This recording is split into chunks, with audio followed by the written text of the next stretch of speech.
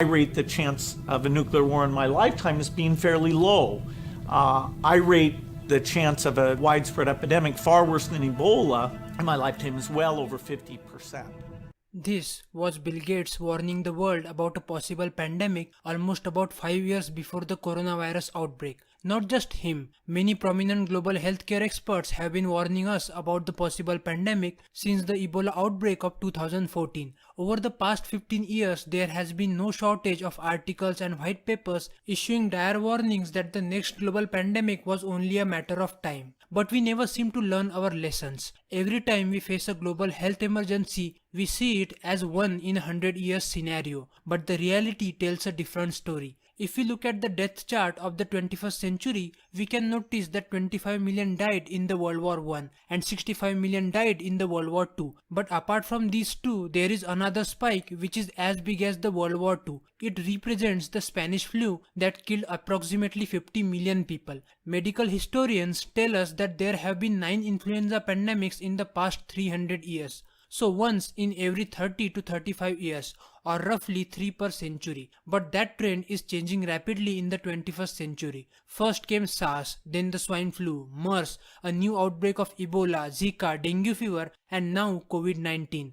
Why this century is witnessing more and more outbreaks? In the 21st century, epidemics are more likely to happen due to the number of reasons ranging from habitat destruction and climate change to global wildlife trade and interconnectedness of cities. Everything seems to be working in favor of pandemics. Urbanization, globalization, and increased human consumption of animal proteins are driving the rise in epidemics significantly. If that is not enough, modern transportation is making it easier for the infection to spread across countries quickly. In our global society, outbreaks of infectious disease can move from a remote village to a major city on the other side of the world in under 36 hours. There is a clear link between the spread of viruses and the relationship between humans and the natural world. The difference between today and 100 years ago is that now we are dismantling the living world at an unprecedented rate. Firstly, we have got climate change, which is pushing animals to cooler areas like poles, because animals want to get out of the heat,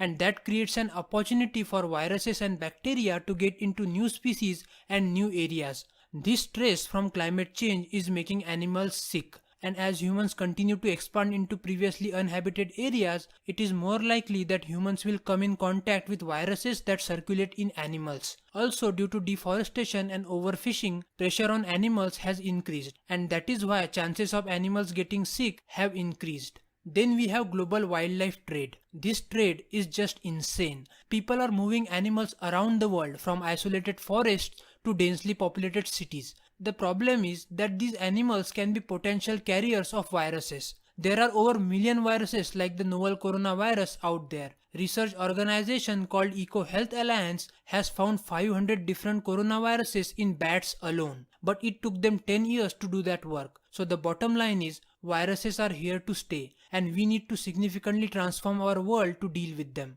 To efficiently deal with the pandemic in future, we need to work on 4 key areas. Redesigning our cities, upgrading healthcare infrastructure, reforming pharmaceutical industry, and finally fixing the WHO and improving the international collaboration. Hi guys, this was a short clip from my recent documentary Post-Coronavirus World. This documentary is about making our world pandemic proof. In that documentary, I have covered all the areas we need to work on if we want to create an efficient global healthcare system that can not only fight the pandemic but can also prevent it from happening. If you want to watch that entire documentary, click on this link above.